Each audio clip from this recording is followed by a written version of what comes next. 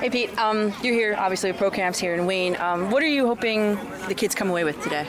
I just hope that every single one of these kids comes or leaves today with just loving the game of baseball more. And the biggest thing I want to help preach to these kids is that your dreams can always come true as long as you're willing to work hard and pour everything you have into it. And if baseball isn't the path, then there's a lot of life lessons that baseball can teach from a young age. And I just want to help these kids, not just in the game of baseball, but hopefully teach some life lessons as well. We've got the Field of Dreams game coming up, and any one of these kids, they're dying to play with you.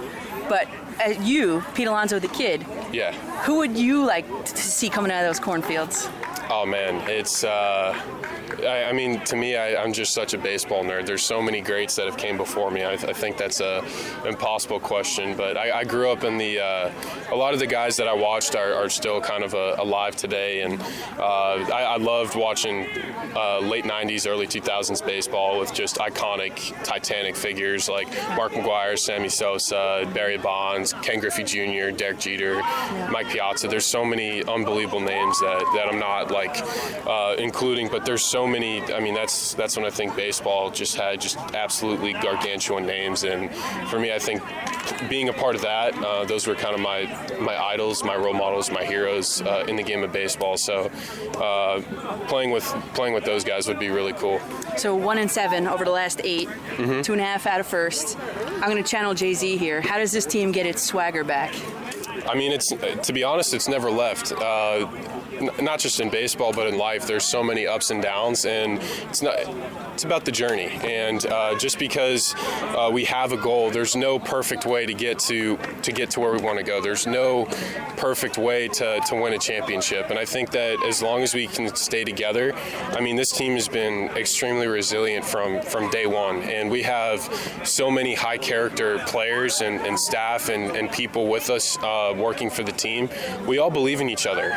The swag, the belief, and the magic is there. It's just that it just needs to happen. There's times for teams to go through rough patches, and this was our time to go through it. We had an off day yesterday. We had a really long stretch of games. I think we had maybe 21 or 20 games in the same amount of days. I mean, it's a lot.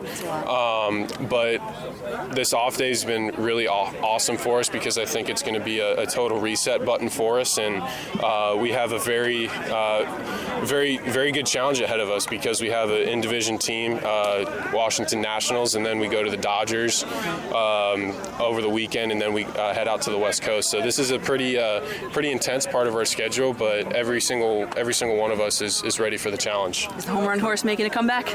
I mean, we haven't really hit any, to be honest, that many. So I think it's there in the dugout. So we're waiting for it. What is your message to the faction of Mets fans that have kind of fallen off the belief train? Why stop? I mean, we're still in this thing. I mean, we're only 2.5 games out of first, and just because it was a rough patch doesn't necessarily mean that's going to be the whole rest of the way. So I think that I mean, you have our entire team dedicating their entire lives to this. So it's really special with the group we have, and I think that there's really nothing to worry about because we got this, and it's a special group, and I think I know we're gonna make it happen. You got to believe.